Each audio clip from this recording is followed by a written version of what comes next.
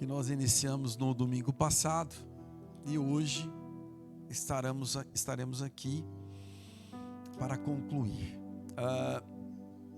Eu queria só deixar os avisos que os estudos de oração estão cada vez mais intensos, com mais testemunhos. Vidas estão sendo alcançadas, irmãos, lá fora. Pessoas que ainda não conseguiram vir nem se reunir aqui. Eu, por exemplo, estou cuidando de algumas pessoas que não estão conseguindo estar aqui. Mas são famílias que estão lá fora e que estão recebendo testemunhos por causa das nossas orações. Oração é uma arma poderosa e forte. Então o aviso que nós temos a dizer é que faça parte desses grupos de oração. Não fique de fora, porque o mover do Espírito Santo de Deus, irmãos, está acontecendo através da oração. Está sofrendo? Por que é? Por quê? Porque tem uma atmosfera de poder que traz libertação, prosperidade e bênção para aqueles que buscam. Então, se você está sofrendo, lembre, você está precisando de orar, de fazer parte de um grupo. Não fique sem essa cobertura de oração. Amém, irmãos?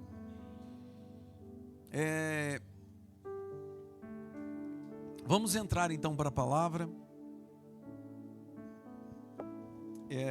Vamos ler aí comigo João capítulo 3, versículo 6.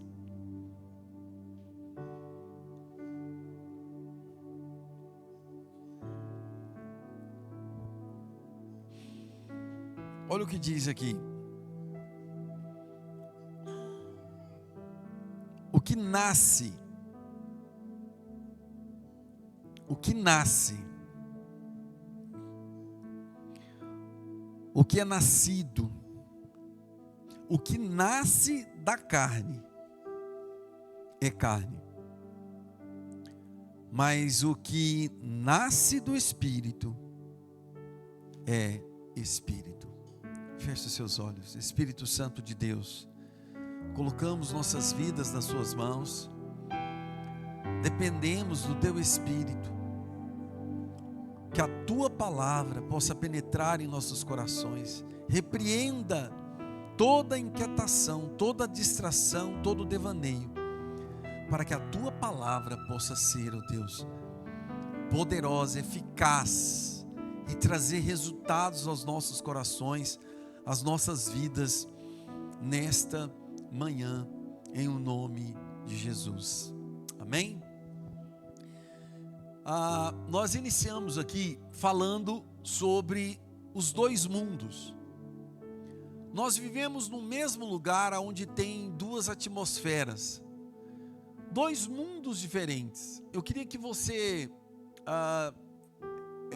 fechasse um pouquinho a definição do mundo. Como que você define o mundo? Às vezes você pensa só na bola ou no globo terrestre. Mas você não pode fechar a definição do mundo só nesse globo terrestre. Existe o mundo das formigas, dos insetos. Existe o mundo aquático. Existe o mundo espacial, das estrelas, das galáxias.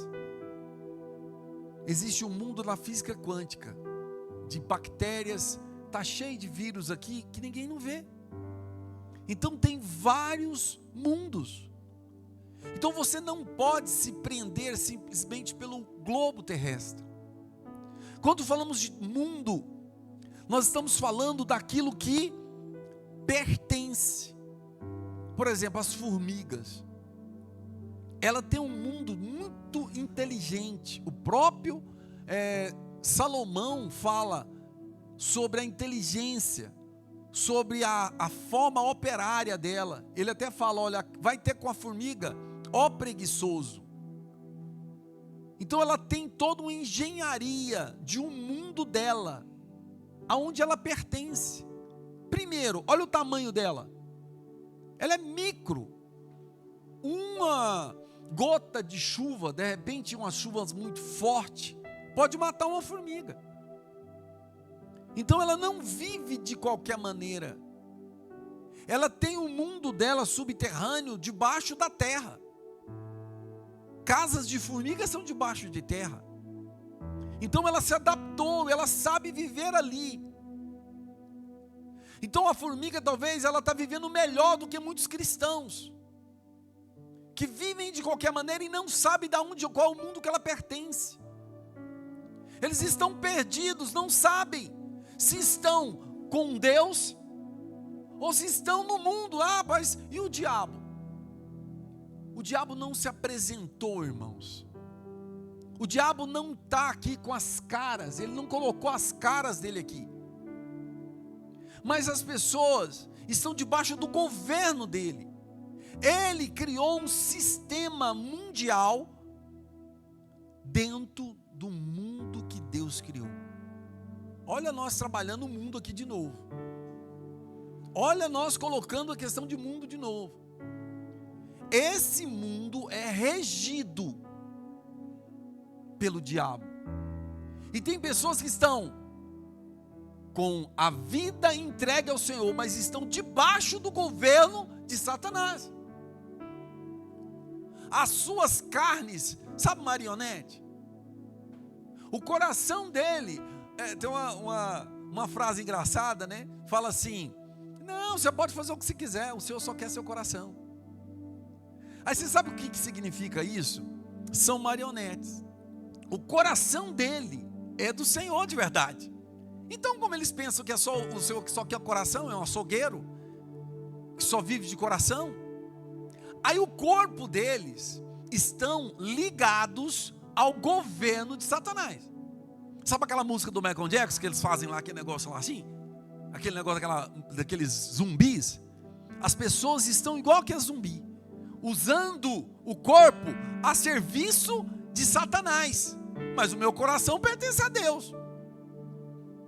Vidas de escravos, vivem uma vida fétida, uma vida de vergonha que envergonha o Pai.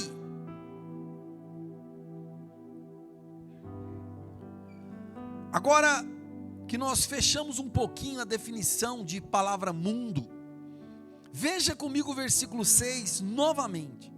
Vamos ler esse texto, essa frase hoje, talvez 200 vezes, mas que possamos ler ela 500. Mas se você sair daqui hoje com ela cravada dentro do seu coração e você definido qual mundo você quer pertencer. 2 Tessalonicenses está falando lá claramente que no tempo do fim muitos estarão escravos do governo do anticristo. Até os eleitos serão enganados. E agora?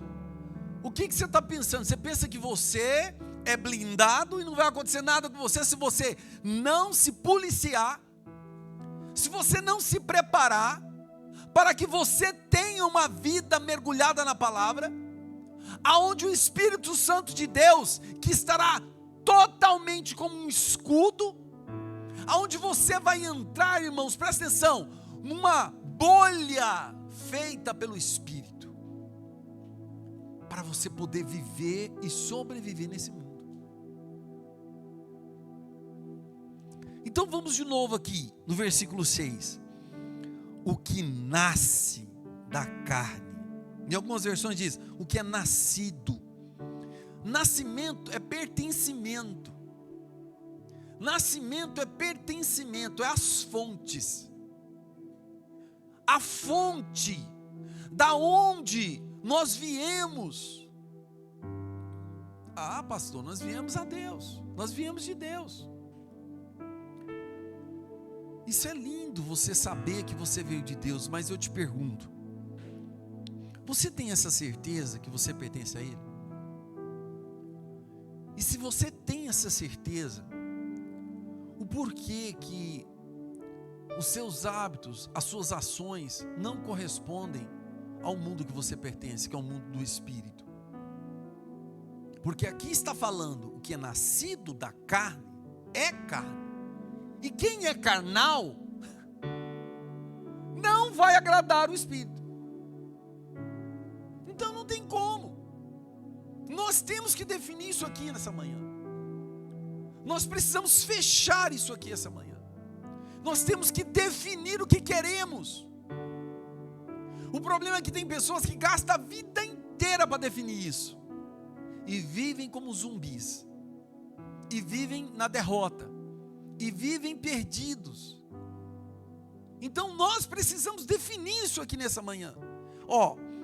O que nasce da carne é carne. Mas, então esse mas está colocando uma nova direção, uma nova vida.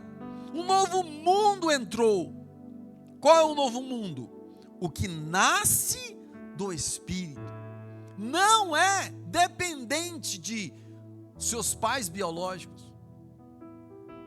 Os seus pais biológicos, é lindo a história de honrarmos nossos pais, de sabermos da origem nossa. Mas preste atenção, você não pode viver o tempo inteiro dependente disso. De estar estacionado em uma fase que Deus está querendo te levar a mundos. Olha só, mundos onde o Espírito de Deus habita. Ele tem muito mais a levar você para que você possa crescer, expandir como Ele, como filho de Deus, do que você ficar parado e ficar dependente de raízes terrenas. Os meus pais, os meus avô, meu tataravô, tem gente que tem um negócio, uma tradição, porque meu pai, ele tinha, irmãos, pelo amor de Deus, nosso alvo é Cristo, nossa vida tem que ser Cristo, as coisas velhas já se passaram, tudo se fez novo, e nós ficamos, agarrados a essas tradições. Eu contei um testemunho aqui de um pastor, que eu era cliente meu em Brasília, e o que aconteceu com esse pastor? Ele tinha uma rede de embalagem, cujo ele era meu cliente, e a partir dali, o pai dele era bilionário. Mas por quê? Porque ele tinha uma rede de motéis. E quando esse cliente meu que era pastor, o pai dele resolveu entregar e dividir os bens em vida. E o pai dele convidou ele, chamou ele. E ele já era pastor, ele já tinha todo um trabalhar do Espírito na vida dele. Aí o pai dele chegou e falou: meu filho, aqui essa é minha herança. O pai dele muito ignorante, muito rico, totalmente fechado. Por isso que ele resolveu dividir os bens em vida. E quando ele chegou lá no escritório do pai, para receber todo aquele valor imenso, de números de 7 dígitos ali, aí ele, pastor, chegou no escritório do pai para receber a herança em vida do pai, e deveria ser uma grande festa. Ele decepcionou o pai. Ele falou: pai, deixa eu te falar uma coisa, a origem do seu dinheiro é de prostituição, é de drogas, é do mundo de Satanás. Enche os olhos de um homem, esses valores de milhões que o Senhor quer me dar, mas eu quero te explicar que eu encontrei valores muito maiores, preciosos para mim do que o dinheiro que o Senhor tem para me dar, e é Cristo. Pai, me perdoa, eu não posso receber o seu dinheiro, porque o seu dinheiro para o meu mundo não vale nada. Meu Deus, o que é isso, irmãos? Que loucura é essa? Como que uma pessoa rejeita milhões de reais? Porque o mundo que ele entendeu que ele pertence é um mundo espiritual. Aquele dinheiro amaldiçoado não ia ter valor lá.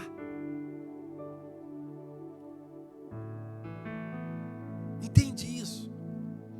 Eu estava ministrando num encontro de casais certa feita, e eu falando lá, Falei, olha, você que é feinho. Tem umas pessoas que, para mim não existe ser humano feio. Existem pessoas mal arrumadas, mas tudo bem. O fato é, eu falando lá, no encontro de casais, falei, você que se considera feinho, preste bem atenção, quando você consagrar seu casamento. Sabe aqueles aviões, aquelas pessoas que vocês pensam assim, nossa, que mulher linda, ou aquele homem, que homem lindo. Esse homem ou essa mulher pode bater na sua porta. E você que é feinho pensa assim, como que um avião desse veio querendo alguma coisa comigo? Mas preste atenção, quando você sabe o mundo que você pertence, esses aviões não voam no mundo do espírito.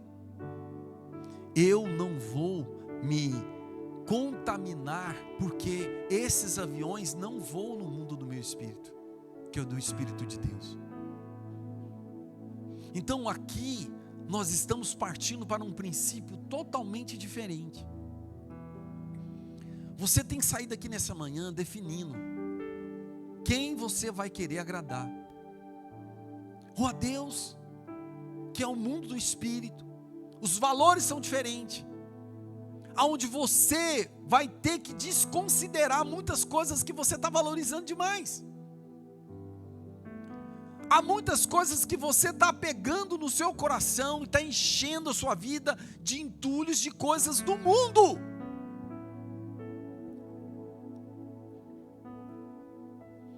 Vamos voltar agora para a palavra que nós iniciamos no domingo passado. Domingo passado, nós falamos de uma introdução muito linda a respeito desse mundo que era nos dias de Noé, e nós fizemos uma ponte de Noé até o profeta Elias. Então eu quero que você redobre sua atenção, não deixa nada de distrair, irmãos.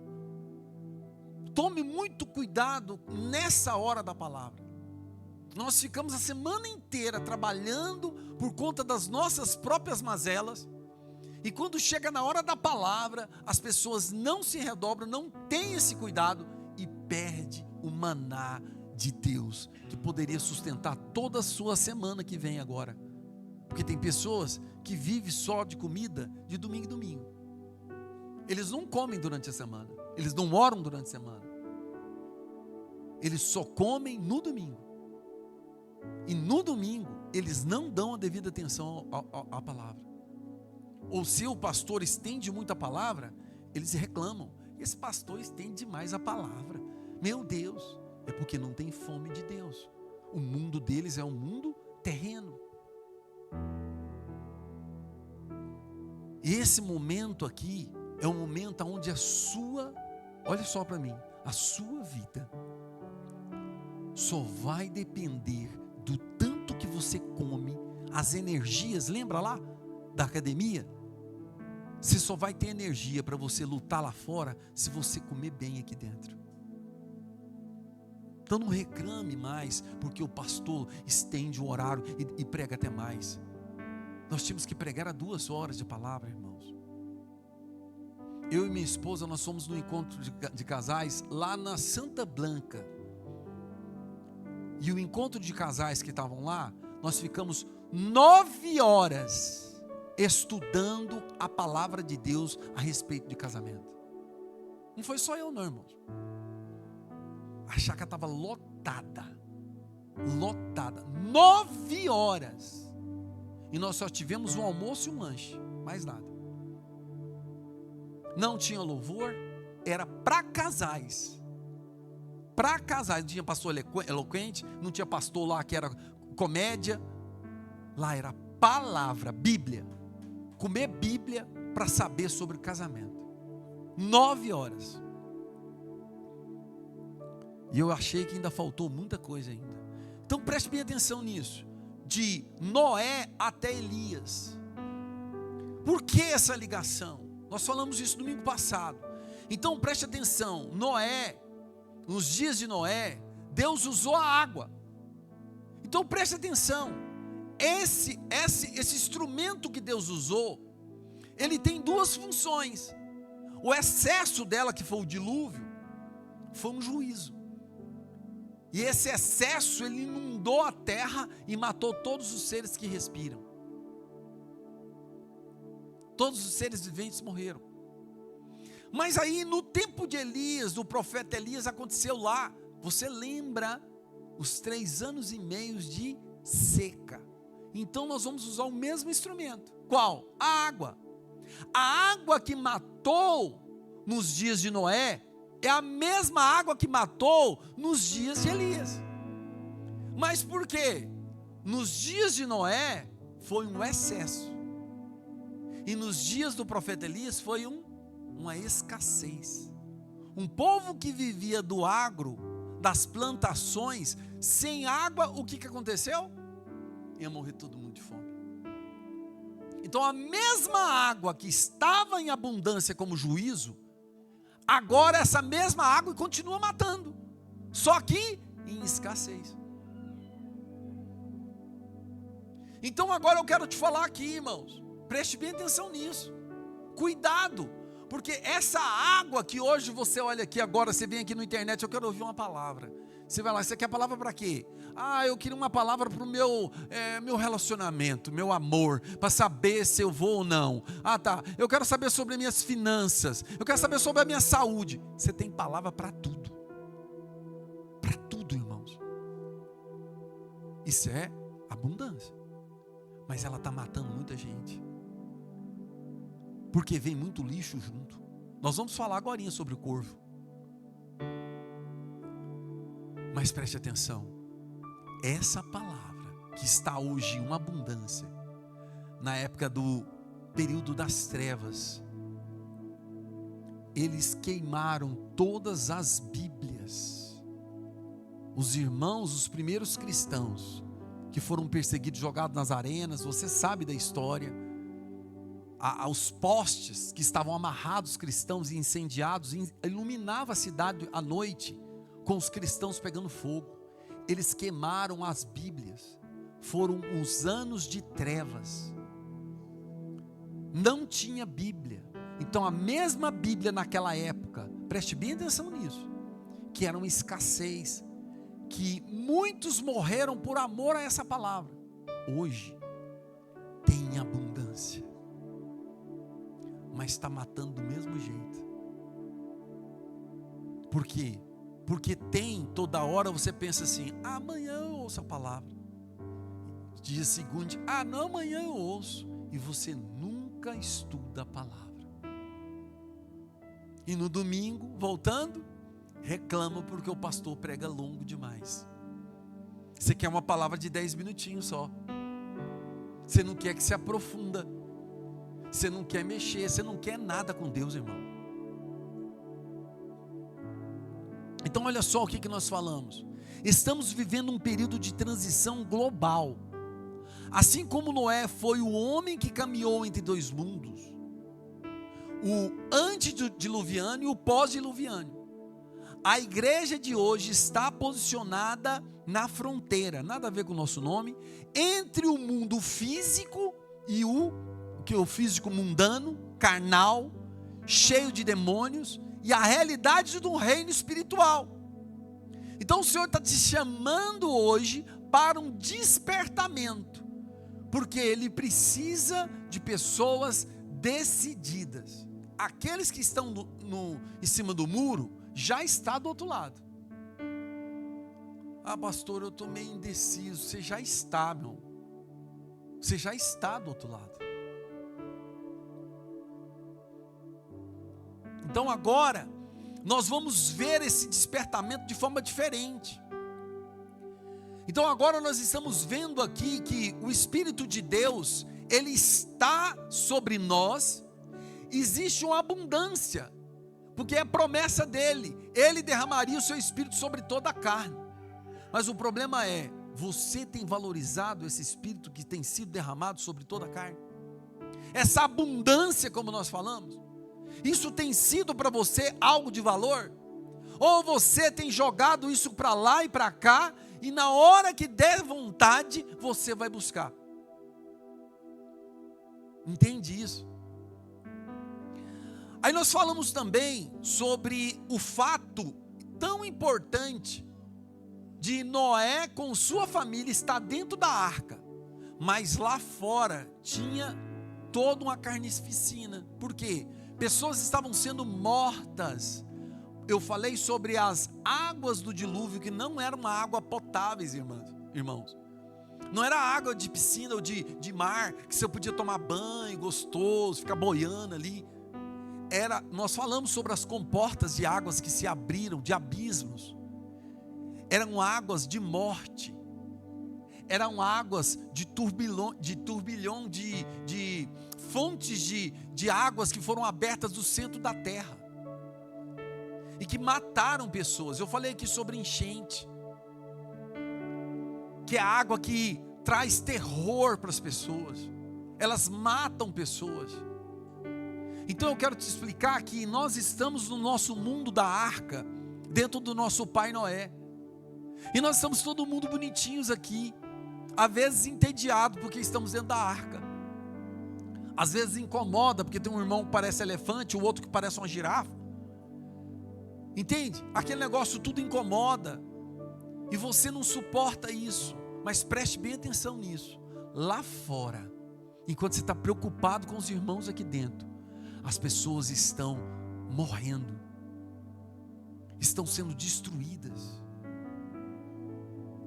Então agora nós estamos entendendo isso, que o que está acontecendo? Todo o juízo que está sendo derramado nessa terra, de pessoas está sendo destruídas.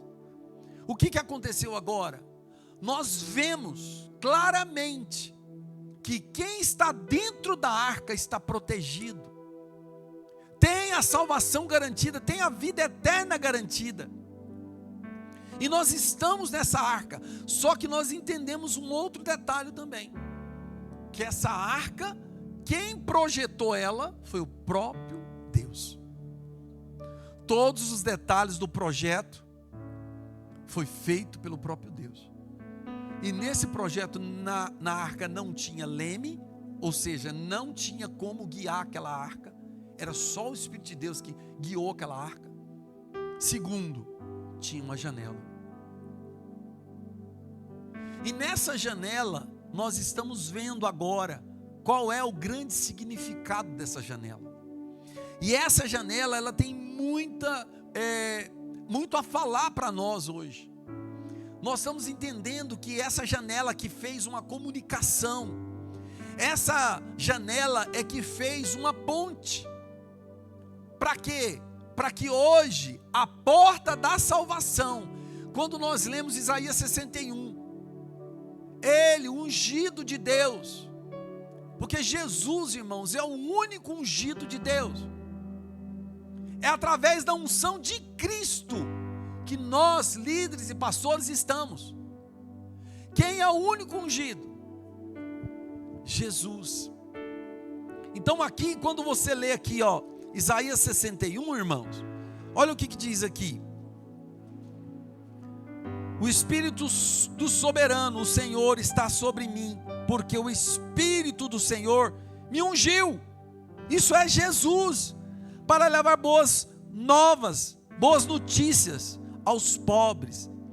Enviou para cuidar dos que estão com o coração quebrantado, anunciar liberdade aos cativos que estão lá fora, enjaulados, presos, e libertação das trevas aos prisioneiros. Então, peraí, existe uma janela nessa arca. Deus não fechou a porta por completo nela, nessa época que estamos vivendo. E esse caminho para entrar dentro da arca, esse caminho chama Jesus. Essa janela chama Jesus. Essa porta chama Jesus. Ele é o rio de vida, Ele é a janela, Ele é a porta, Ele é o caminho, Ele é o condutor do caminho, Ele é o alimento, Ele é a luz, Ele é o nosso calor, porque Ele é o fogo. Irmãos, o que nós estamos entendendo e fazendo com todo o evangelho de Cristo? Então, se essa janela lá, Noé soltou um corvo, que nós já falamos do corvo, e agora nós vamos concluir falando sobre a pomba. Então eu quero que você medite um pouco comigo sobre tudo isso. Esses dois mundos, dois tipos de pessoas. Pessoas com espíritos de corvo e pessoas que estão no espírito, porque a pomba é o símbolo do espírito. Então vamos entender isso aqui, as pessoas carnais e as pessoas espirituais. Nós lemos ali João 3,6. O que é nascido da carne é carne, o que é nascido do espírito é espírito. Então são duas vias, dois mundos, dois tipos de pessoas, pessoas carnais, pessoas espirituais. Então não tem como, irmãos. Nós temos que definir isso aqui nessa manhã. Você não pode sair daqui em cima do muro, porque em cima do muro você já está do outro lado. Eu vou repetir, não tem problema repetir isso. Mas agora, nós vamos começar a ver isso aqui, aplicando um pouco mais dentro da nossa vida. Eu quero que você se detenha um pouco mais comigo. Eu quero parar um pouco aqui e buscar um pouco mais nessas questões, sabe, interiores, da minha vida interior. Se eu fosse falar, por exemplo, de chamado, coisas exteriores, vamos abrir uma casa de recuperação, vamos abrir um orfanato, o nosso chamado de ser missionário, e isso é tudo lindo, mas espera aí, hoje de manhã nós queremos fechar falando sobre o mundo espiritual que existe dentro de mim e dentro de você. Existe um mundo espiritual dentro de mim, e eu quero falar com você, como é que esse mundo espiritual está? Porque se ele é um mundo do espírito, quem tem que habitar nele é o Espírito de Deus, porque Deus é espírito. Ele está à procura de adoradores que adorem em espírito. Está vendo aí? Nós temos que andar em espírito. Uai, então peraí, e como é que está o seu mundo espiritual dentro de você? Como é que está aí dentro? Como é que funcionam as coisas aí dentro? Então eu queria que você parasse um pouquinho aí agora e lembrasse um pouco mais comigo aqui. Olha o que aconteceu. Mateus 26, versículo 40. Abra aí comigo. Eu acho que vai ter que voltar um pouquinho no 39, deixa eu ver aqui. Eu quero que você medite esse detalhe. Irmãos, quando a gente fala sobre os discípulos de Cristo, o que vem na sua cabeça a respeito assim? Eles são isentos, que eles não tinham a luta que nós temos? Você acha que os discípulos, eles tinham um certo privilégio? Vocês acham que porque eles estavam com o Filho de Deus naquela época, fazendo a missão com o Senhor, eles tinham alguma participação e Jesus dependia deles? Então, se você pensa algo parecido com isso, está tudo errado. Porque segundo, qual era a missão de Cristo? Salvar o mundo. Como que ele começou a salvar o mundo? Salvando os 12. Então a obra ali é dos discípulos de Cristo, daqueles 12. E aqueles 12, cada uma daquelas personalidades. O Pedro brutão, todo mundo sabe dele, todo mundo conhece, é muito legal falar sobre a história de Pedro, mas eu quero te explicar o seguinte: cada um tinha uma personalidade. Os Tomé da vida, os Tomé que só crê quando vê. Então todas aquelas 12 personalidades falam de mim e de você.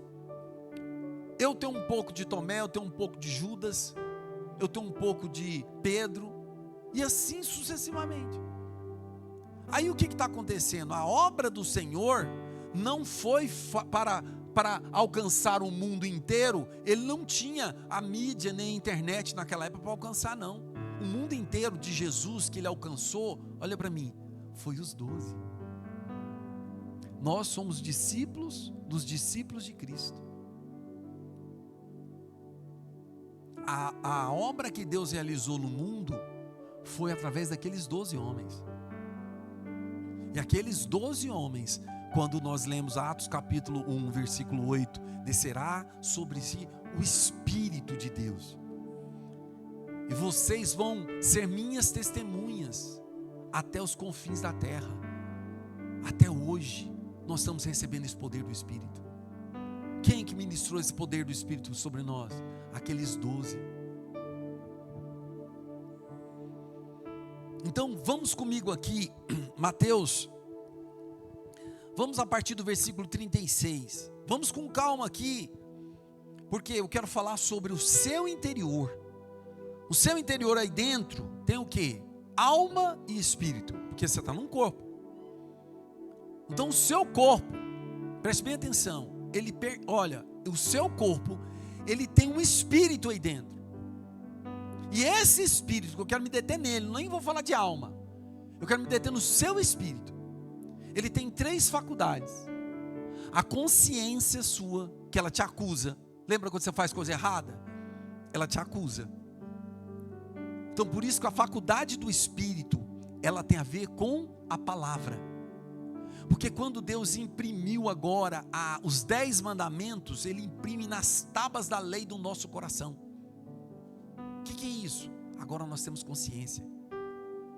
Qualquer um que está lá fora, se é crente ou não, ele tem impresso dentro dele os 10 mandamentos.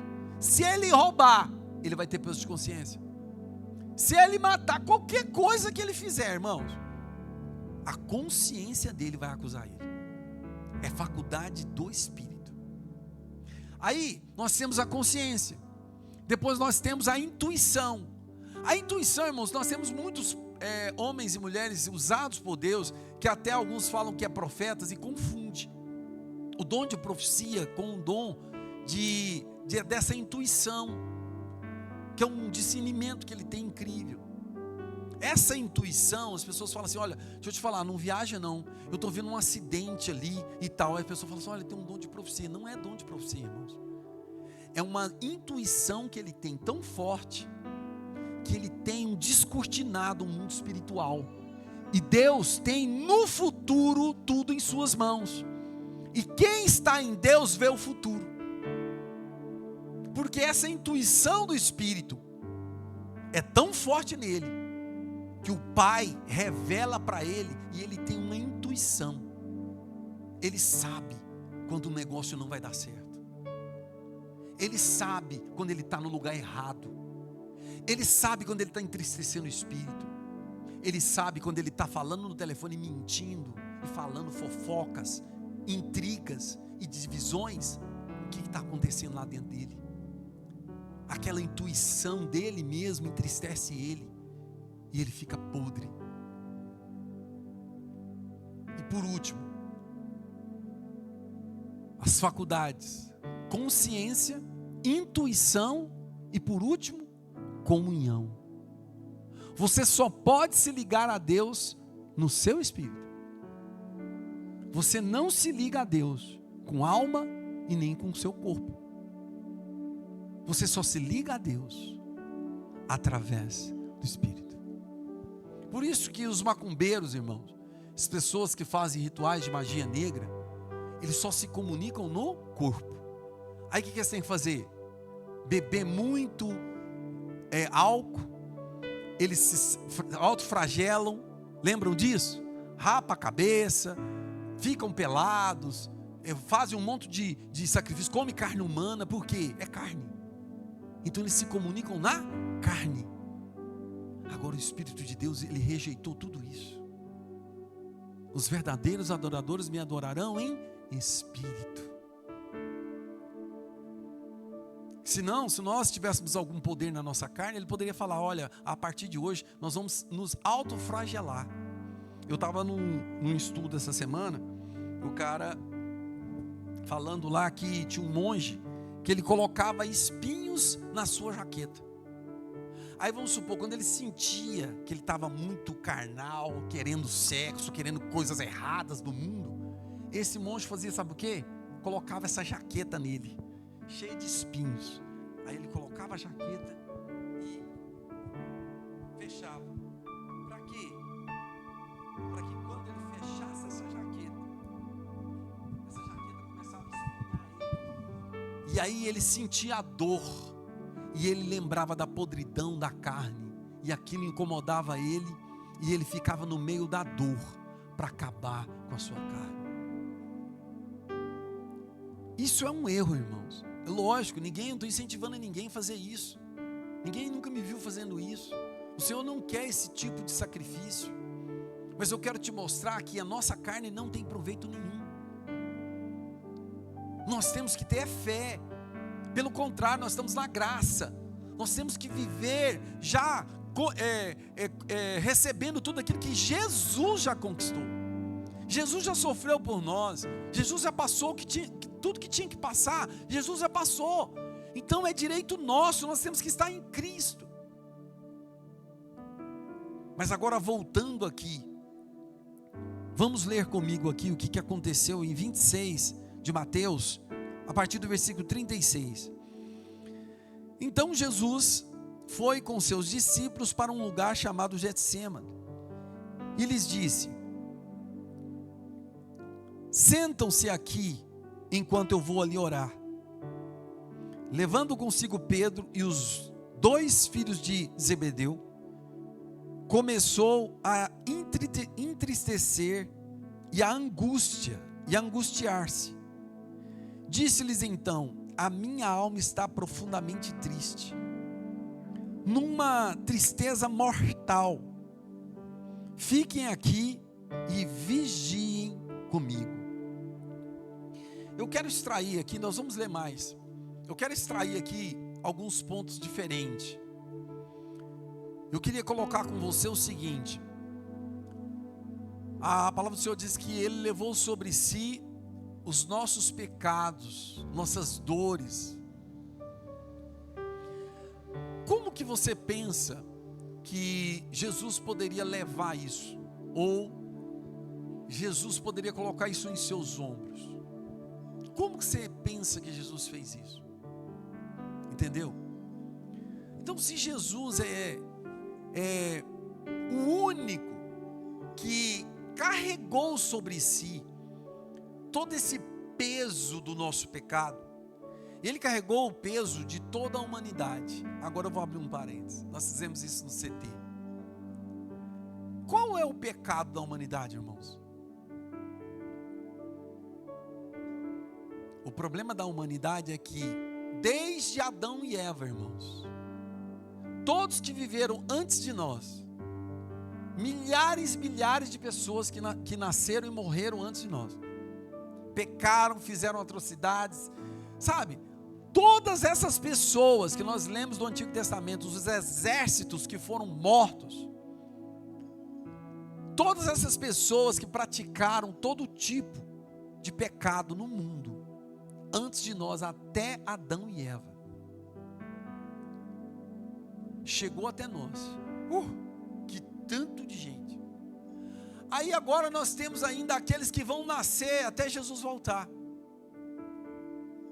E aí, são quantos que estão nascendo? Quantas mulheres que estão grávidas aí nesse mundo? Meu Deus!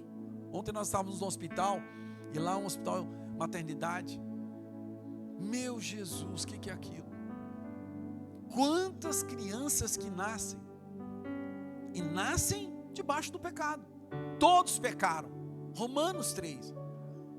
Aí eu te falo, todos aqueles que vão pecar, que vão nascer sem Deus, até o dia que Jesus voltar, que nós não sabemos quanto tempo, se é 10 anos, 20 anos, 30 anos, todos que vão nascer, todos que já nasceram e morreram, nosso tempo atual, de todos os bilhões de habitantes que tem nessa terra, mas os que estão nascendo até aquela época que Jesus voltar, Jesus carregou o pecado de todos eles. Não foi só o de Adão e Eva. Ele carregou todos os nossos pecados. Meu Deus, o que é isso que nós estamos falando? E aqui você leu comigo aqui o que aconteceu. Tinha os 12. Aqueles 12 ali, Jesus escolheu só 3. E esses 3, vamos supor, é os que estavam um pouquinho mais maduros. Agora eu quero me colocar junto com você. Esses 3 ali estão trabalhando Por quê? Porque estão mais íntimos, tem uma comunhão maior, tem um discernimento, tem uma intuição maior do Espírito. Então Jesus falou assim: olha, vem cá vocês, Pedro, Tiago e João. Então nós vamos lá. Os outros ficou lá. Os outros 9 ficou lá no pé do monte. Ou na porta do Getsemane. Aí o que aconteceu? Esses 3 que nós às vezes pensamos que somos alguma coisa, porque oramos, jejuamos 40 dias. Teve muitos irmãos que já jejuaram 40 dias, outros jejuaram até mais do que isso. Outras obras maiores fizeram do que de Cristo. Só que o problema é o seguinte: eles ainda pensam que são alguma coisa. Aí esses 3 foram para lá. Só que o que aconteceu ali? Irmãos, aquele peso foi tão grande que o Espírito de Jesus, preste bem atenção nisso, começou a ter um desfalecimento. A alma dele entristeceu. Ali nós sabemos o que estava acontecendo, porque o Filho de Deus estava assumindo a culpa, estava entrando no lugar de todos os homens, repito, de Adão e Eva até o último ser que vai nascer de uma mulher, de todos os seres humanos que viveram, morreram, os que estão vivos, os que vão nascer, de todos os que pecaram, que estão pecando e os que vão pecar. Meu Deus, que é isso, irmãos? Tudo Jesus carregou. E ali no Getsemane, que era uma prensa de quê, irmãos? Do tamanho do peso desse pecado que estava ali em Jesus.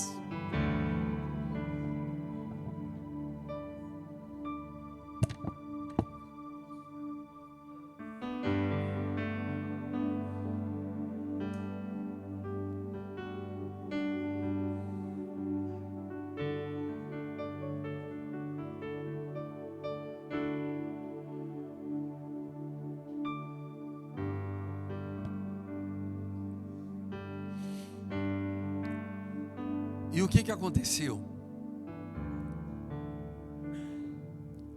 Jesus falou: a minha alma está profundamente triste, numa tristeza mortal. Fiquem aqui e vigiem comigo.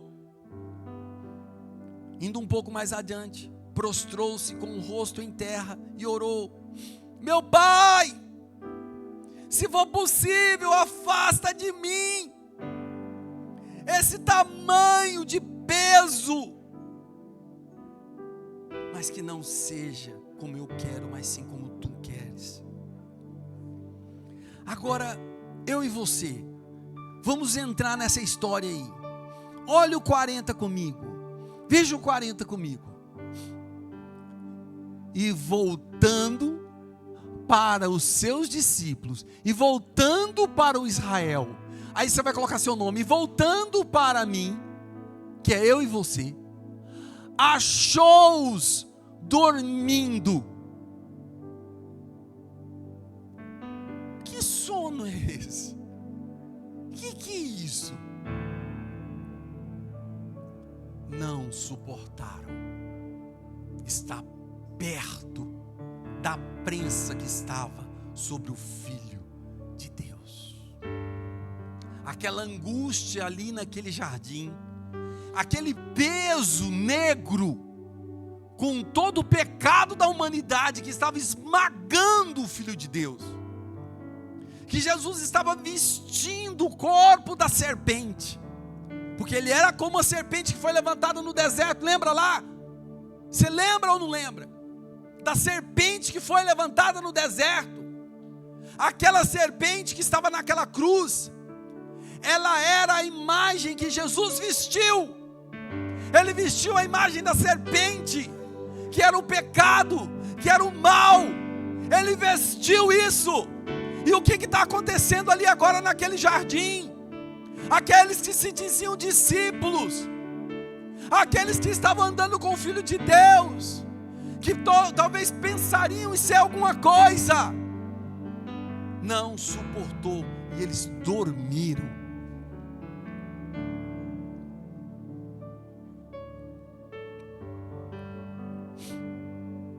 eles dormiram. Veja comigo Efésios capítulo 5, olha o versículo 14.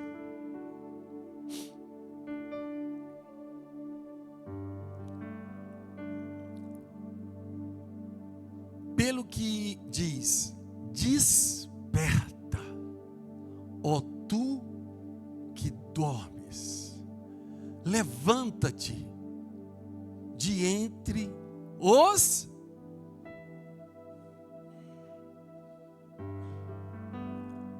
e Cristo te... Irmãos, a história não é daqueles discípulos mais. Agora já entrou eu e você. Aqui está falando: desperta, ó tu que dormes. Enquanto o mundo está sendo esmagado pela violência, pelo pecado, pelo império das trevas, crianças estão sendo aí agora nesse momento aplicado drogas, e nessas drogas eles levam elas para o estupro. Crianças nesse momento estão sendo esmagadas, e muitos que estão aqui estão dormindo, não estão preocupados, não estão nem aí, que o mundo se exploda. Eu estou preocupado em pagar meus boletos, eu estou preocupado com a minha vida, com a minha casa, com os meus problemas. Estão num sono profundo. Que sono é esse? Agora olha Romanos 13, olha o versículo 11 comigo. Olha o versículo 11, que agora você vai tirar esses discípulos de cena e você vai se tornar eles. E digo isso a vós outros que conheceis o tempo: já é hora de vós despertardes do sono,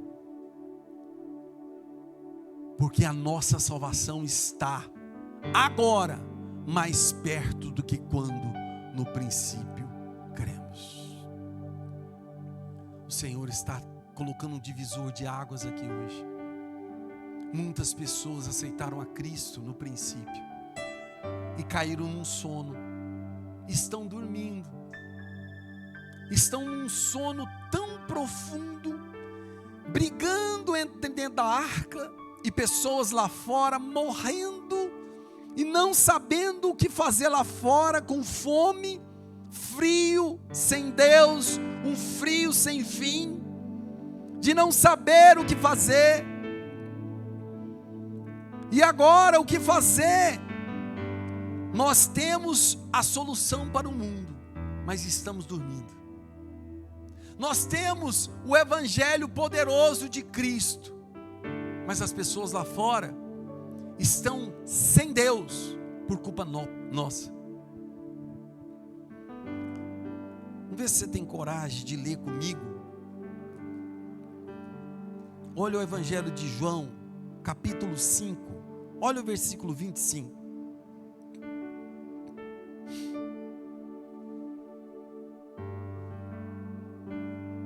Olha o versículo 5, ou 25, 5, 25, olha lá: em verdade eu vos digo que vem a hora e já chegou, em que... O que está escrito ali, irmão? Deixa eu sair da sua frente, talvez você não está lendo aí, porque você não viu. O que está escrito lá? Em que os mortos ouvirão a voz do Filho de Deus. E eu te pergunto, quando é que esses mortos vão poder ouvir essa voz? Do Evangelho, a voz do Filho de Deus, a voz que você ouve ela aqui toda semana, a voz do Evangelho, a vida de Deus derramada através da palavra dele, que às vezes você reclama porque o pastor prega demais, demora muito a pregação do pastor. Como é que nós vamos fazer para esses mortos ouvirem isso, irmãos? Eu queria muito que vocês me explicassem como que essas pessoas que estão mortas lá fora vão ter vida.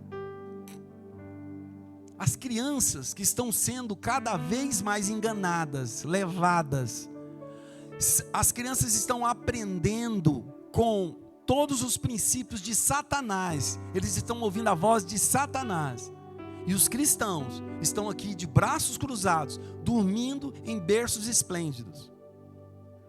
Como que vocês me explicam? Como que eles ouvirão se não há quem pregue? Como se eles serão amados se não há quem ama eles?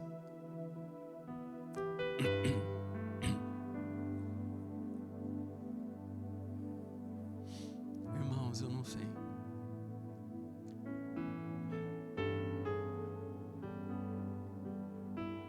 De umas semanas para cá, irmãos, eu tenho chorado na presença do Senhor e pedido para Ele: Senhor, o que eu vou fazer? Me dê homens incendiados para nós podermos esvaziar todo o império das trevas que está assolando esse mundo. Me dê homens, Senhor, corajosos para acordar de manhã, no domingo, para vir orar, para se apaixonar pela palavra, que quando eu falar assim, olha lá, 11h34, daqui um pouquinho tem que terminar, para não reclamar porque pastor prega demais, para não reclamar porque o irmão fala, ou o outro fala, e brigando aqui dentro, sabe, igual os animais da arca, um reclamando da vida do outro, e pessoas lá fora morrendo.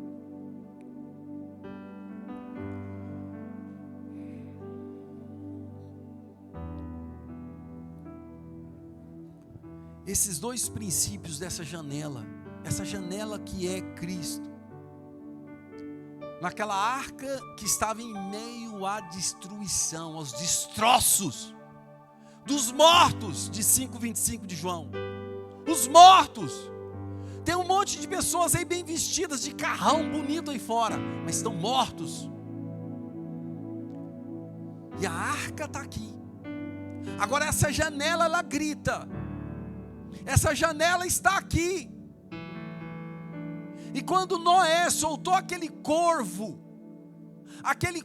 aponta para homens, para pessoas que estão aqui, mas são apaixonadas por carniça. Eles amam carniça. Eles amam e dependem, sabe, daquele mau cheiro, daquela carniça, porque eles querem viver no mundo da carniça, da carne. Eles gostam da fofoca, gostam da intriga, gostam de ficar criticando as coisas, sabe, da vida. E eles ficam ali, gostam e se alimentam disso.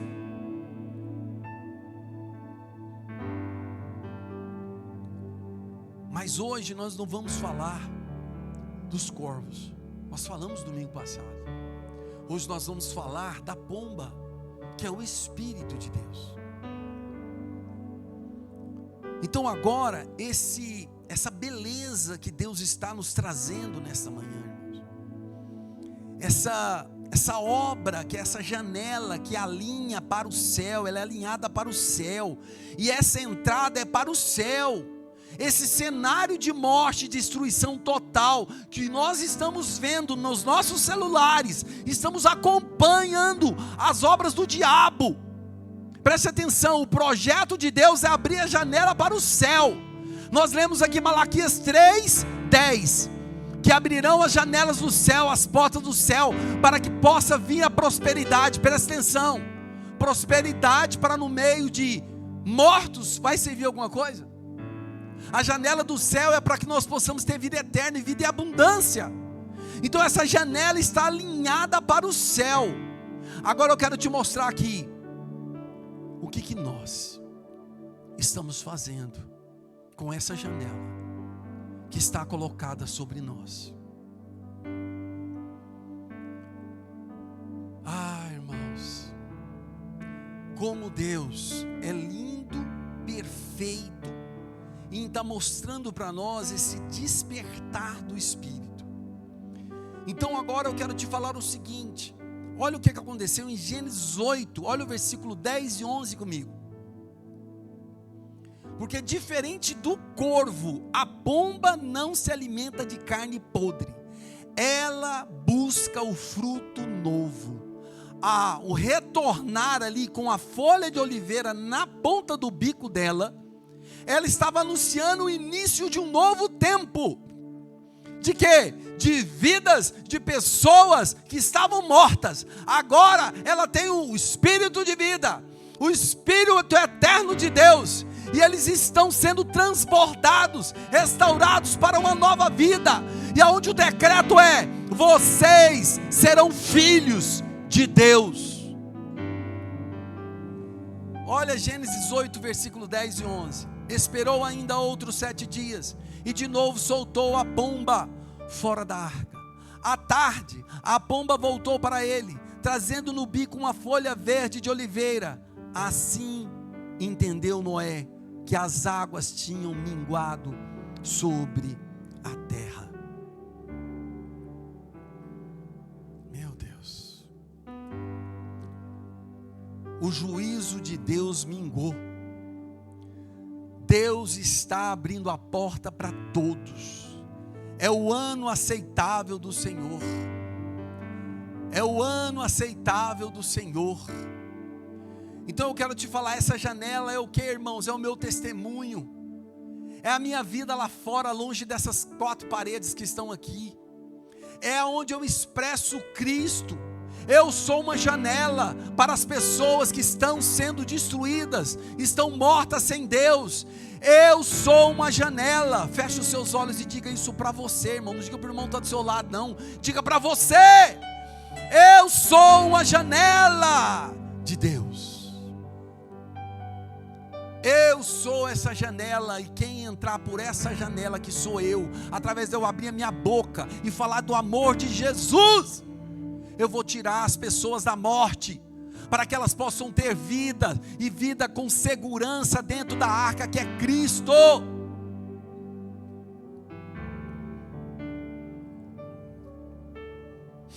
Para aqueles que estão cansados e já falando que eu estou falando demais, olha Apocalipse 12 e vamos encerrar. Olha os versículos de 1 a 4 comigo.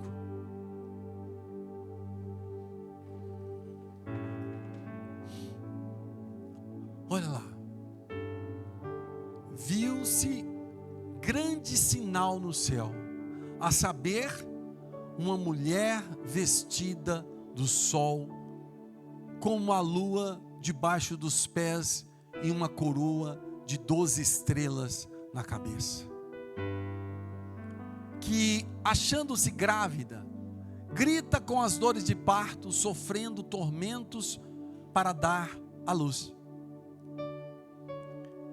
Viu-se também outro sinal no céu, e eis que um dragão grande, vermelho, com 7 cabeças, 10 chifres, e nas cabeças 7 diademas. A sua cauda arrastava a terça parte das estrelas do céu, as quais lançou para a terra. E o dragão se deteve uma frente da mulher, que estava para dar à luz, a fim de lhe devorar o filho quando nascesse. Eu já falei aqui há quase 4 anos que eu tinha muita vontade de dar um estudo sobre Apocalipse. O Senhor não nos permitiu. Então eu quero te falar 4 versículos para a gente encerrar essa palavra sobre esse ponto. Eu quero só te ensinar uma coisa, para você não ter medo das Escrituras. Eu vou te explicar uma coisa aqui rápida. O idoso, ele sempre tem dificuldades para mexer com a informática, seja ela de que ordem que for. A internet, aplicativos, eles têm uma dificuldade imensa. Mas por quê?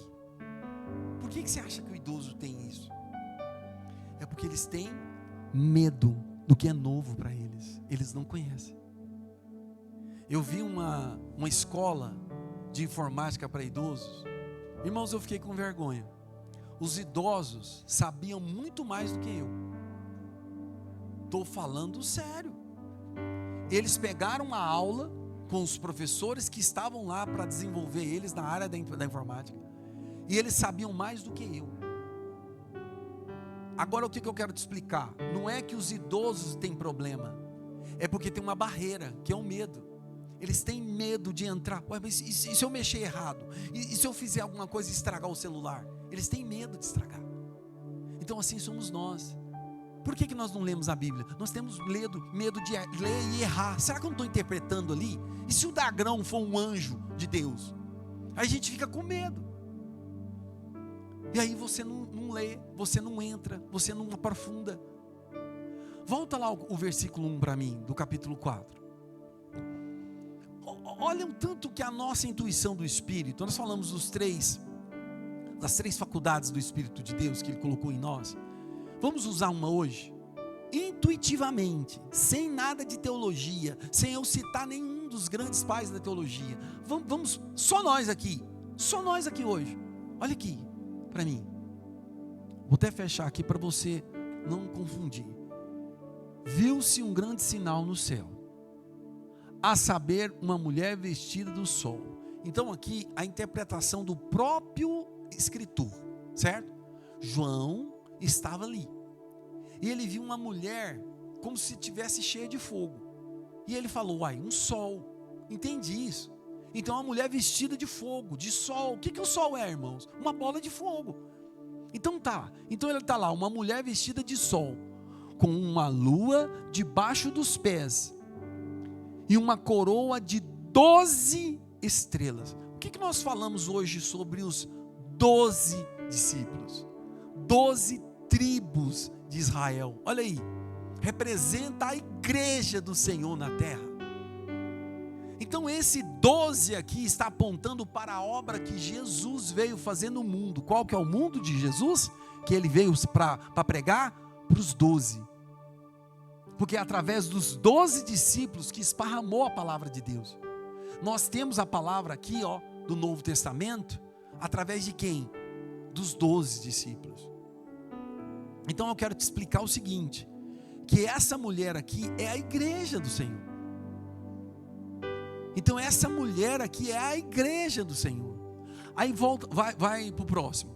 Olha lá, que se achava grávida. Irmãos, dos séculos, de tudo que Jesus fez, preste bem atenção nisso. Às vezes até nós confundimos isso com as denominações, mas eu não quero me pôr em me prender a nomes de denominações.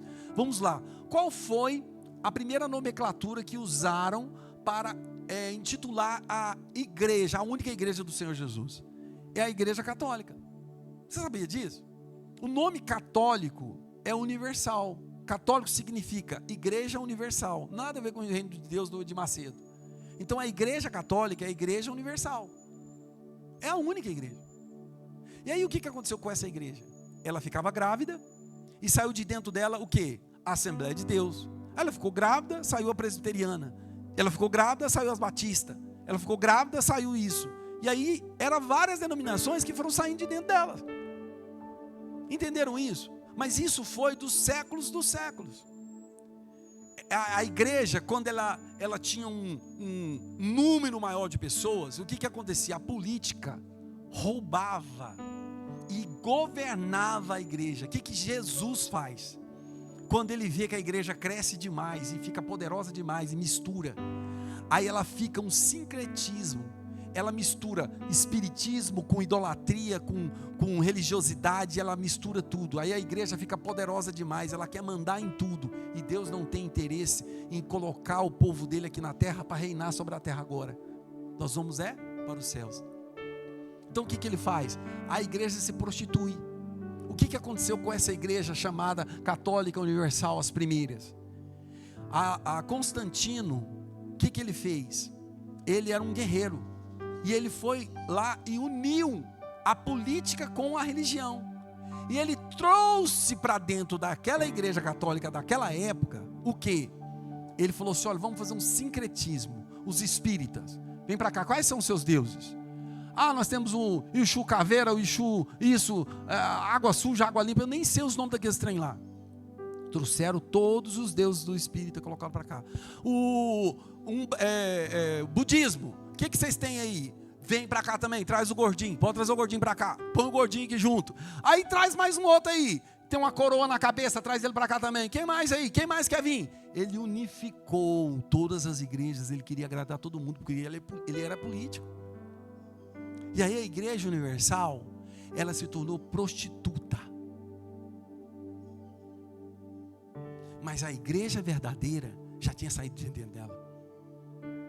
Martim Lutero, John Hus e outros grandes homens da história da igreja perceberam aquilo ali, que aquilo ali se tornou uma empresa para ganhar dinheiro. As indulgências. Você quer ir para o céu? Então vamos lá, vamos pagar. Já começa a pagar da Alice aí, ô Maria Eduarda. Por quê? Porque você já garante um pedaço dela lá no céu. E aí começou a vender pedaços de roupa, água ungida e um monte de outras besteiras. E virou um grande comércio. E Jesus já não estava lá mais. Então eu quero te mostrar o quê? Que quando você vê essa mulher aqui vestida de sol, que simboliza a igreja verdadeira de Cristo, que ela está grávida, sempre, irmãos, o Espírito Santo de Deus que estará, trazendo esse sol, essa luz para aqueles que estão em trevas, nós estaremos sendo cada vez mais engravidados pelo Espírito. E esse Espírito de Deus vai produzir em nós um novo povo. Nós estamos aqui com faixa de 40 anos, alguns 30, 25, 30, 40 anos. Então, ou seja, daqui 40 anos, nós está todo mundo debaixo da terra. Igual as formiguinhas. Vai todo mundo para lá. E aí, quem que você engravidou e deixou aqui para continuar esse ministério aqui em Aparecida de Goiânia? Quais são os seus filhos espirituais que ficaram aqui? É a mesma história dessa mulher com as 12 estrelas na cabeça. É a igreja do Senhor que tem que ficar grávida. Você tem que engravidar, irmão. Para engravidar você tem que fazer o quê? Entra para dentro do seu quarto com o Espírito Santo, igual ele fez com Maria. Maria foi engravidada do Espírito Santo. Você está precisando de ter intimidade com o seu marido, com Jesus, com o Espírito de Deus. Mateus 6 fala: entra para dentro do seu quarto, fecha a porta. O Pai que está no céu vai te ver, e você vai ter intimidade com o seu Pai. Próximo, olha lá. Viu-se também outro sinal no céu, e eis que um dragão. Irmão, sempre será assim. 2 tipos de vida, 2 tipos de pessoa: carne, espírito, inferno, céu. Não tem jeito, morte, vida. Olha aí, então olha lá, viu um outro sinal, era o dragão, grande, vermelho. Irmãos, preste bem atenção, para resumir, com 7 cabeças, 10 chifres e nas cabeças 7 diademas. Olha para mim aqui, por favor, olha para mim. O que eu quero explicar aqui para vocês? Deixa eu ver se vai dar certo isso aqui. Olha só isso aqui, ó. As cabeças aqui, preste atenção, essas cabeças aqui são o império de Satanás, que é colocado, é posto no lugar de Deus, segundo Tessalonicenses. Esse aqui, ó, o cabeça, que é colocado para enganar os homens no lugar de Deus. Então está aqui, olha lá, vermelho com 7 cabeças. O número 7 é o número da perfeição terrena. Então esses demônios se fazem de homens, ou se encarnam nos homens, estão aí, usurpando o lugar de Deus, apoderando cada vez mais. Então está aqui, os 7 cabeças. Então são vários, não é só 7 não, tem vários. Aí dessas cabeças, o que aconteceu? Veio 10 chifres, e esses chifres aqui, olha só, nas cabeças tinha 7 diademas. Diademas aqui, no original ali, é um outro fato. Sabe quando você vê nas Olimpíadas, aqueles atletas que eles têm uma diadema, assim, que parece esse negócio aqui, ó, que eles colocam ali? Aquelas diademas são as honrarias que aqueles atletas receberam, as vitórias que aqueles atletas receberam. Aí eu quero te falar o seguinte: as cabeças, que são os demônios, que possuem todo tipo de ser que você pensar, na internet, no governo, Em todas as áreas, são os demônios. Aí, os chifres são os poderes que eles adquirem. Mas preste atenção, em cada cabeça de demônio existe as diademas. Agora você entendeu o que é diademas. As diademas são as coroas de glória que o homem carnal dá para eles. Porque o diabo não tem poder para tocar num fio de cabelo de ninguém. Ele é um mentiroso. Ele está usurpando. E ele está simplesmente fazendo de conta que é Deus. Porque ele não pode tocar em ninguém. Só que tem um detalhe. Quem gosta de teatro igual eu, sabe daquelas cenas que vem lá os irmãos vestidos de preto, simbolizando o diabo, e está lá tentando pegar a irmã, né? Aí vem os anjos de Deus aqui, e vai lá naqueles homens ali, naqueles demônios, e não deixa, não é assim? Mas preste atenção, essa guerrinha dos homens de preto e dos homens de branco, que querem pegar a pessoa, tem um detalhe: se essa pessoa decidir, os homens de preto, os homens de branco não podem fazer nada. Quem deu poder para o diabo? Os homens dessa terra. Essa coroa, essa diadema que está colocada sobre a cabeça deles, cresceu o chifre. Aí lá na frente, se você estudar Apocalipse, você vai ver que esses chifres foram arrancados. Outros chifres pequenos, outros maiores. O que é isso? Essas coroas que os homens estão dando para demônios. Glória, poder, direito de agir, entrando nos governos, mudando as leis de crianças. Vocês sabem o problema de sexo para todo lado, porque está permissível. Então os homens deram poder para os homens de preto, para as trevas entrarem e fazer o que quer.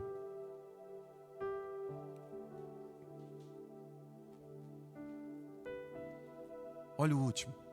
Eu estou tentando parar, irmãos. Eu estou tentando acabar.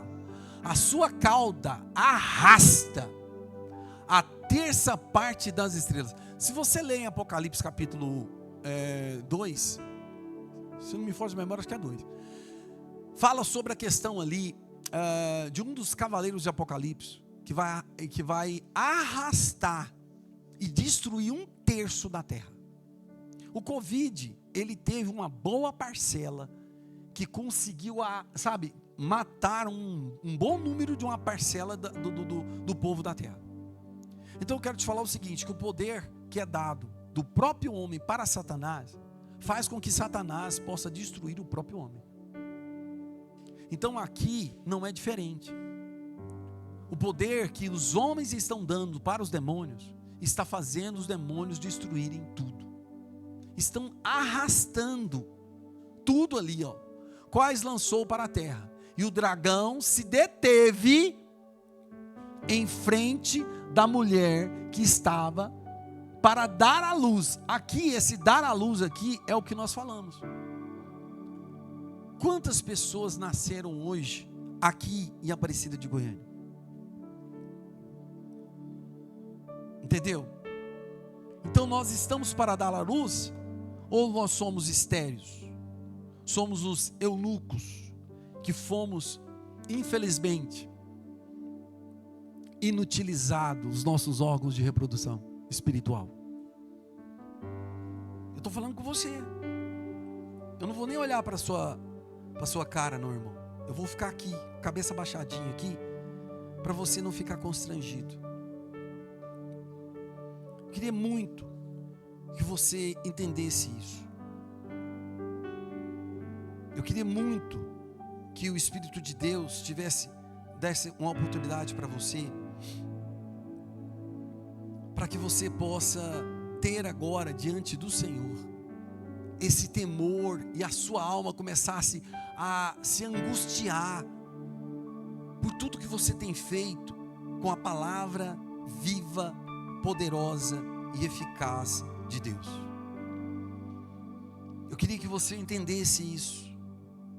Eu queria que você tivesse agora uma visão de ver Cristo.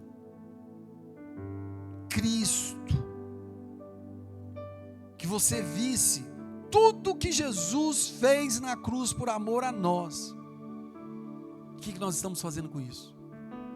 Se ele foi tão caro tudo que ele fez e nos deu,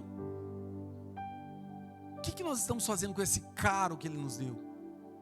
Com esse precioso sangue que ele derramou por nós?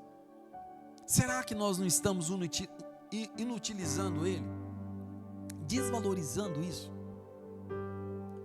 Então agora, irmãos, é hora de nós começarmos aqui a ter um ponto onde nós vamos falar: eu vim até aqui sendo corvo, sendo carnais,